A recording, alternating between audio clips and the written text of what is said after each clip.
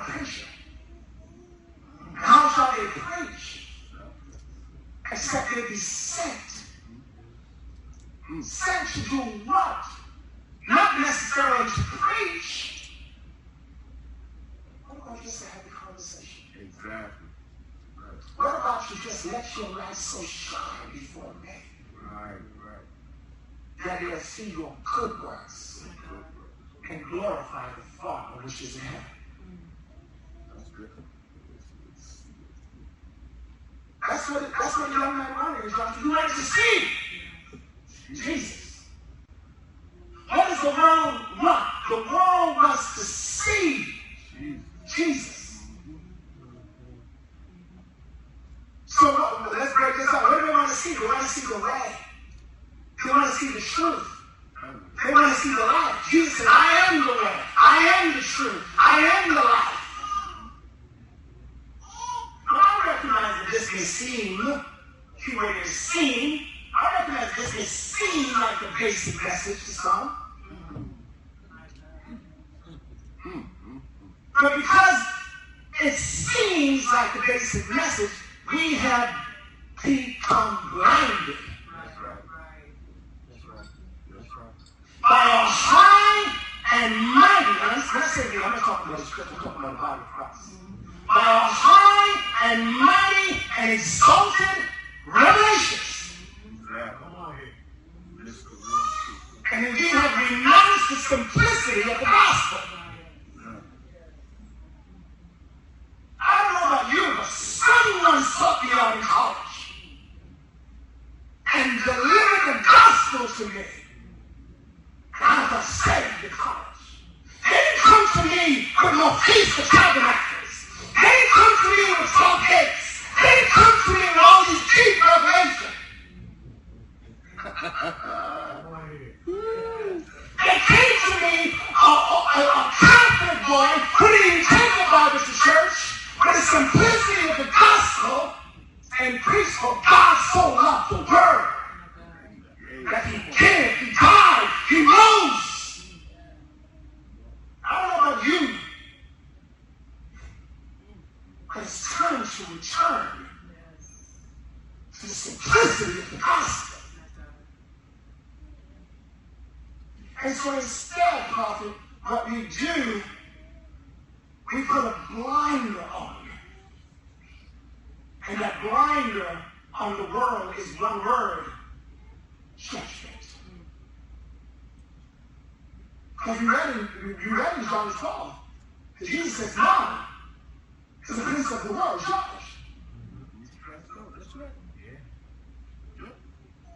Let's balance this. Sure, Paul said in 2 Corinthians 4:4 that the prince of the world H-A-C-H, has blinded the man.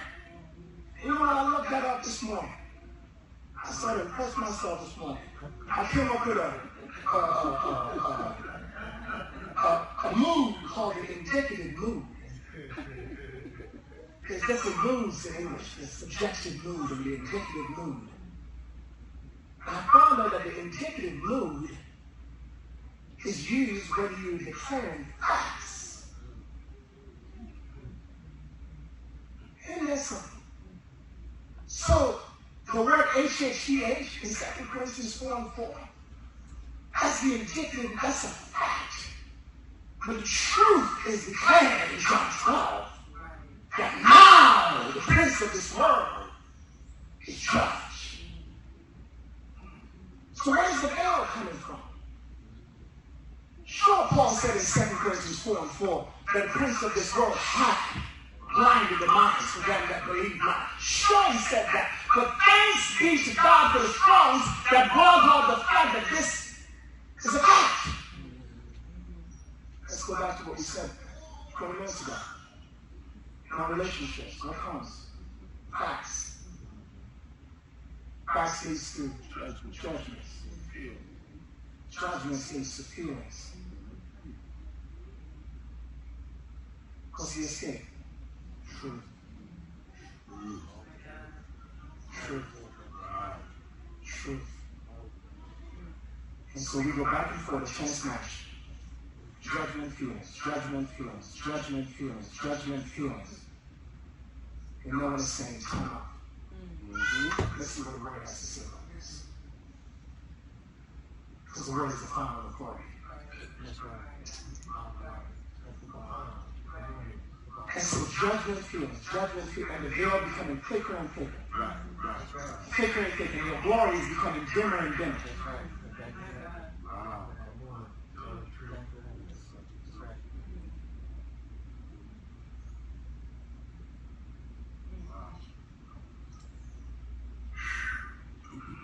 For God so loved the world. We want to make an impact on the world. Let's judge ourselves. Mm-hmm. Are we going to them with law? Mm-hmm. Are we going to them with love? Oh, Are we telling them I believe in you?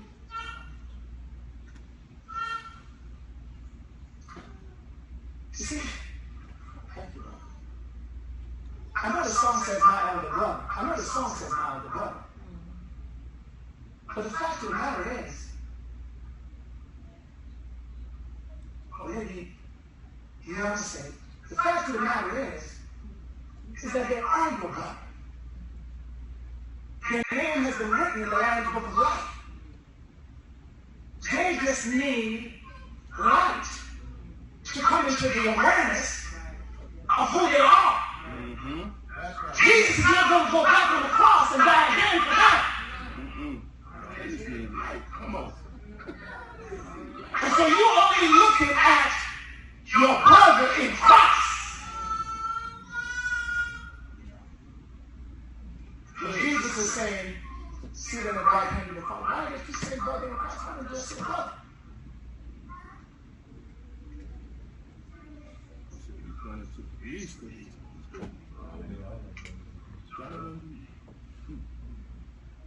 Our King is here, and you will never know.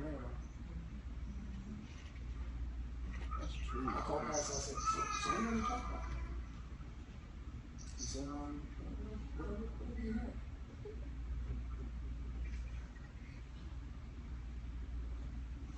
All we can keep your judgment is because we get with us. It's because we get with us. Mm-hmm. That's real. We can have an impact on the world.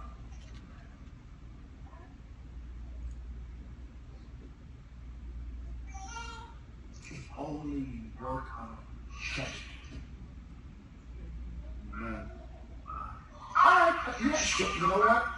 I don't like it no more than you don't like it. These baggy pants. But look, let's get him in. Let's get him in and then we can talk to them.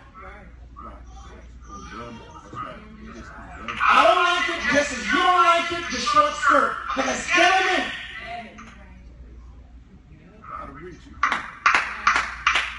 Glory.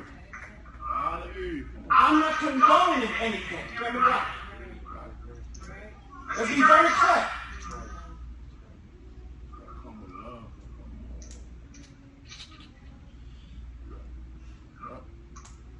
But we can't go with judgment. All right, let's go with it. Again, I don't want anything that's coming from this pulpit to be passed word for today. We're going to prove everything that I'm sure. Let's go to 2 Corinthians chapter 3. 2 Corinthians chapter 3. You know what? Before we go there, let's go to John. Let's go to John. John 16, 8 through 11. John 16, 8 through 11.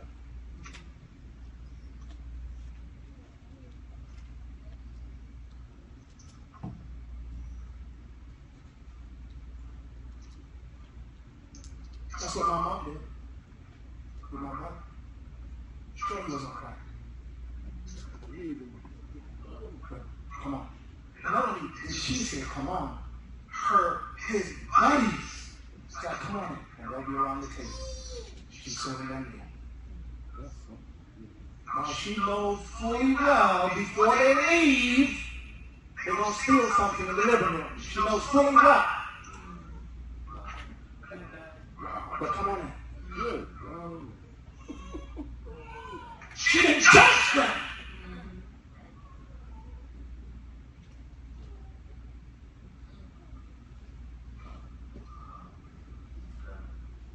John 16, 8 through 11.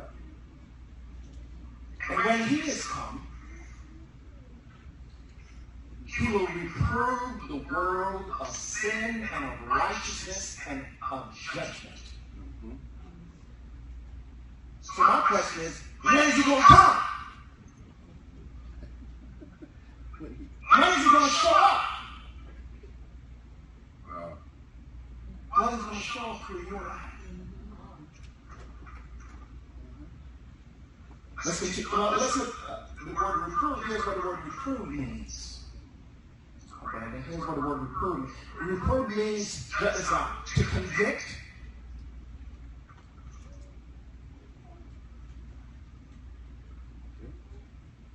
It has several meanings. One is to convict. The second one is by conviction to bring to the light. I like that. By conviction to do what? To bring to the light. That's the second one. So the first one is to convict. Second one is and this is all in the Strong's. By conviction to bring to the light. Here's the third one. Same word. To find fault with. That's the one that you and I are probably used to. I'm talking about church folks. I'm talking about Christian folks.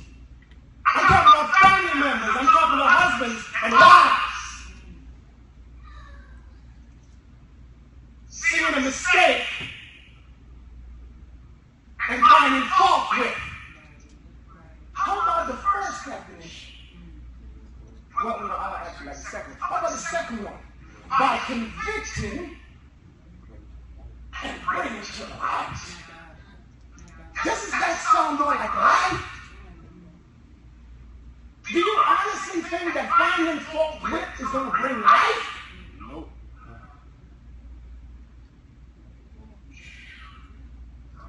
And so with your smart self, you said, no, I'm not finding fault with. I'm just identifying where your mistakes. It's the same thing.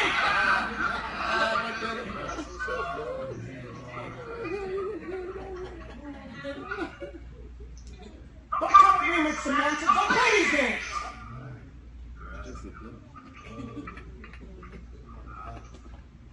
Wow.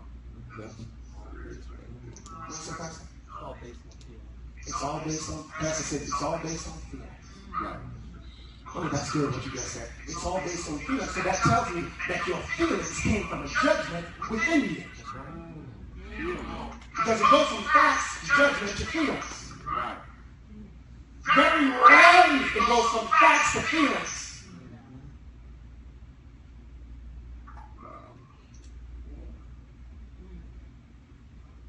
And if you want to arrest the feelings, you go from facts to righteous judgment. That's right. Right. You want to put a do not enter sign on feelings, you go from facts to righteous judgment. You pull away that do not enter sign and put in that two-way traffic sign of judgment and feelings, that judgment is unrighteous judgment. That judgment is seeing with your eyes. It's carnal. That's right. I don't care how much scripture you can quote. That's right. That's right. That's right. That's true. Wow. Wow.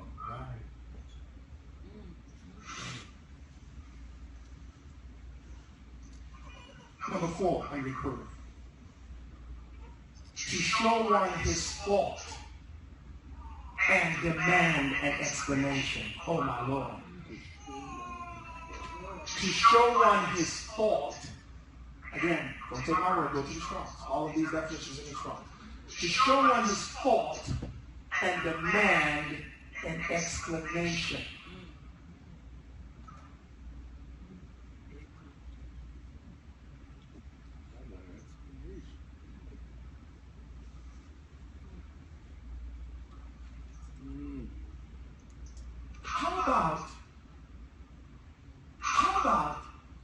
taking time to go in your closet and praying to God.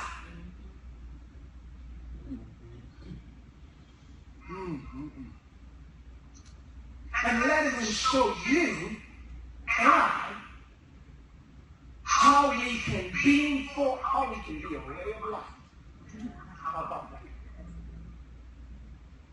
To the person that we interact with. That will lead to what? A conviction. What's the second one? Definition? A conviction to bring to the life.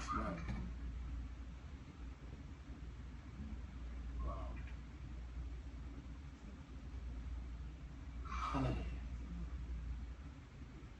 And that's the ministry to the world. That's the ministry to the world.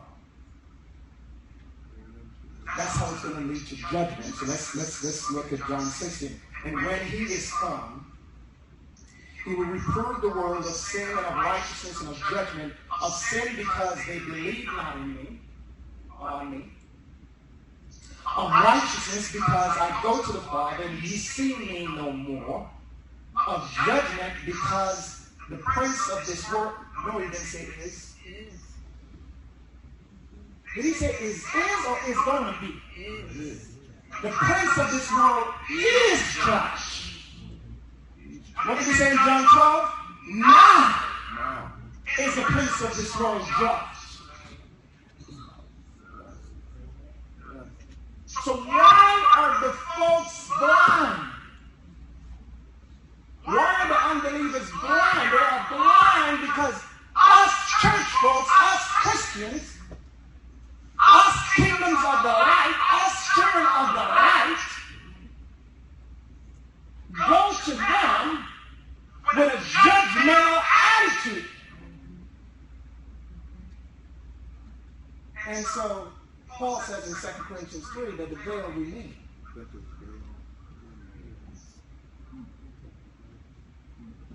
Because they're going to them with law. We'll see that in a few minutes.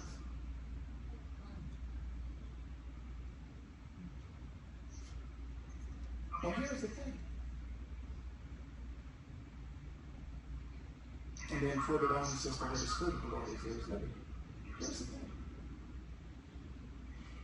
You can't, let me say it another way. Hurting people hurt people. Bottom line, you can't go and impart love if you're not living in love. Love gives. For God so loved the world that he did what? Give. God. Yeah, that's good too. Love gives. If you're trying to point out someone's fault, that's take. That's not give.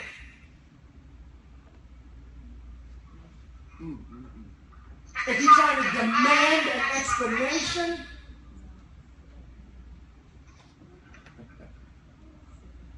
well, let's see what God says. Did he say, I'm going to demand an explanation? Or did he say, come, let us reason together?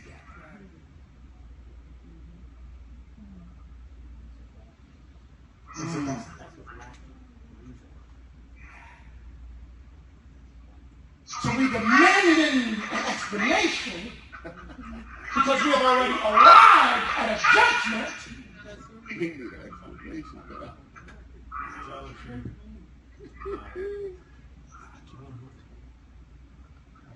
That's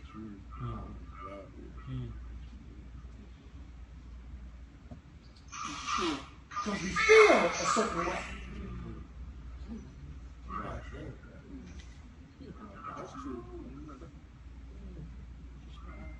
Instead of putting a stop on that potential feeling and arresting that judgment and say, Lord, I look to you. Your word says that if I be lifted up, See, that's the power of that scripture. Now that I'm reading that without the word man, it makes so much sense now. Lord, your word says, if I be lifted up, and you were lifted up at Calvary, if I be lifted up, I'll draw all judgment now and judgment in the future, all judgment unto you. And Father, I'm sensing a judgment in my relationship right now. I'm sensing a judgment with my boss right now. I'm sensing a judgment with my family members right now. I'm sensing a judgment with my church family right now. I'm sensing a judgment. And you say you will draw it all unto you. And so, Lord, I look to you. Sure, I want you to close it out. I look to you. I don't care if you don't have what you call that? The trap. See what I can. I look to you.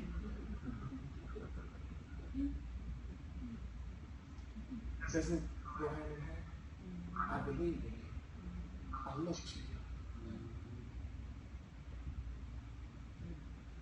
My mom said to my brother, I believe in you. I believe in you.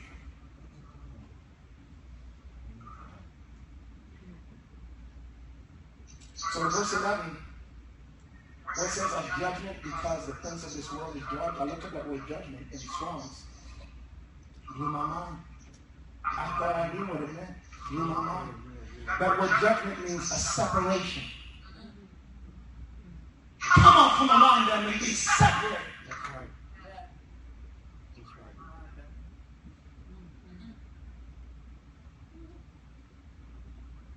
So as we approach the world, and as we approach the world with light and with life, it will cause a judgment. It will cause a conviction. That's right. That's right. And they will come out from among them, according to 2 Corinthians 6 and 17. Come out from among them and be separated.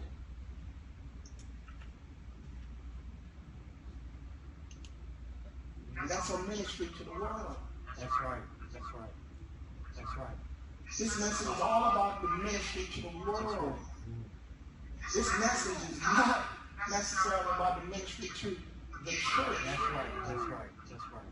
That's right. But this message is very appropriate because sometimes the worldly spirit can slip into the church. That's right. You see, the world demands an explanation. Doesn't that sound like corporate America? The world demands an explanation. Exactly. And so that spirit, sometimes it will creep into a marriage. It will creep into a relationship. It will creep into the church. Elder demanding an explanation of the sheep. Pastor demanding an explanation of the elder.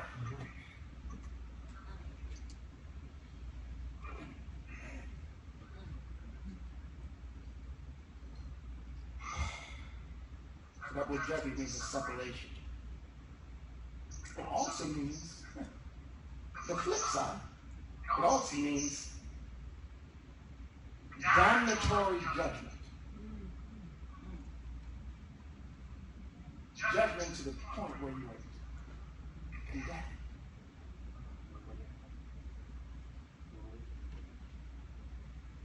Truth be told, that's the judgment oftentimes that comes into relationships. I'm not saying to be tacit. I'm not saying to be, because that's sometimes that's worse. Husband and wives, a relationship, sometimes that's worse when you don't say anything, you just put stuff under the rug, and put stuff under the rug, and put stuff under the rug, and eventually things will just explode. I'm not saying that. But what I'm saying is that can we judge to the point that in our judgment, it brings forth a separation. Mm-hmm.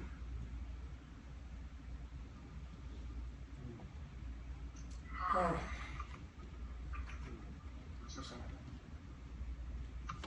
All right, cool. Let's go to 2 Corinthians 2. About 3 more scriptures that I'm going. 2 Corinthians 2. And I'm going to read from the Message Bible. 2 Corinthians 3, 7 through 16. You don't have the message, just listen. Actually, the message is not that far from the King James on this particular verse. I let it go.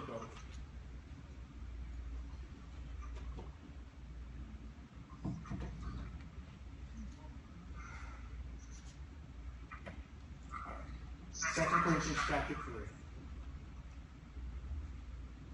It says, now if the ministry that brought death, which was engraved in letters on stone, came with glory, so that the Israelites could not look steadily at the face of Moses because of the glory, transitory though it was. That's key right there. Transitory though it was. It says, now if the ministry that brought death, I'm starting over, now if the ministry that brought death, which was engraved in letters on stone, came with glory, so that the Israelites could not look steadily at the face of Moses because of its glory, transitory though it was, will not the ministry of the Spirit be even more glorious? If the ministry that brought condemnation, if the ministry that brought condemnation was glorious, how much more glorious is the ministry that brings righteousness? There it is right there. That's our ministry to the world. Verse 9. That's our ministry to the world. Our ministry is so that it brings forth a fruit of righteousness. Next verse. For what was glorious has no glory now in comparison with the surpassing glory. For if what was transitory came with glory, how much greater is the glory of that which lasts? Verse 12. Therefore, since we have such a hope, we are very bold. We're not like Moses, who would put a veil over his face to prevent the Israelites from seeing the end of what was passing away.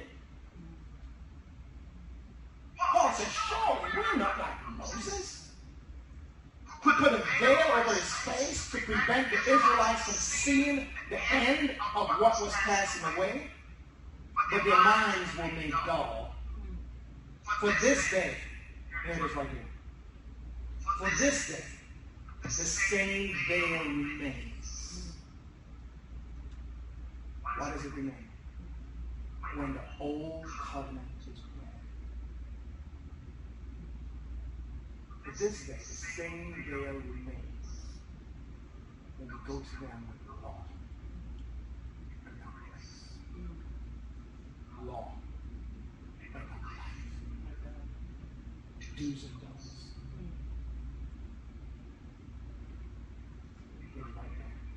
Sure, it's a fact that the prince of this world is judged. But the veil still remains because we go to them.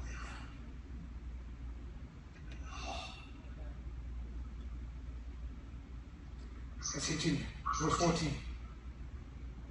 Is it verse 14 or verse 9?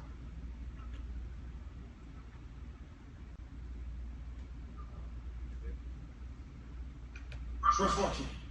But their minds, verse 14, but their minds were dull, for this day the same veil remains when the old covenant is read. It has not been removed. Oh, Lord. Paul is awesome. You don't need to do anything to guess. But it is not being removed because only in Christ is it taken away. What's some of the character?